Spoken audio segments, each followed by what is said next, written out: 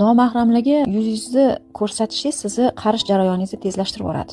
Insonni yuzini qancha ko'p quyosh nuri ko'radigan bo'lsa, insonni yuziga qancha ko'p quyosh nuri tushadigan bo'lsa, qaritadi. Nomahramlarning nazari ham qancha ko'p tushadigan bo'lsa, qaritadi. Xoh sizni живой ko'rsin u, xoh sizni rasmingizni ko'rsin. Nomahram odamning nazari tushdimi, siz juda tez qaraysiz. Yuzingizni fayzi ketib qoladi. Qizg'anmaysizmi nomahramlardan o'zingizni? Avrat bo'lmagan chog'da ham, o'zi avrat bo'lmagan chog'da ham yuzingizni qizg'anmaysizmi har qanaqangi nazarlardan, iflos, chirkin nazarlardan qizg'anmaysizmi? Sizni yuzingiz padarkami kim xolasa ko'rib ketaveradigan?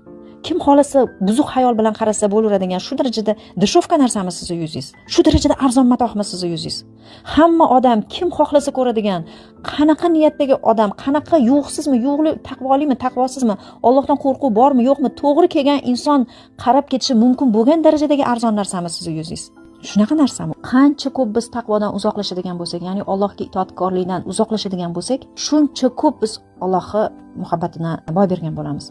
Bandalarga yoqish uchun emas, Allohga yoqish uchun yashash kerak. Bandalarga sevimli bo'lishga harakat qiladigan bo'lsangiz, tobora inson zoti tubanlashib ketadi.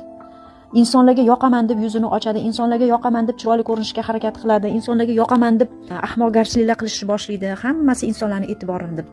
Allohga sevimli bo'lish yaxshimi, bandalarga sevimli bo'lishmi? Nomahramlarning nazari tushgan yuz chiroyli bo'lishi mumkin emas.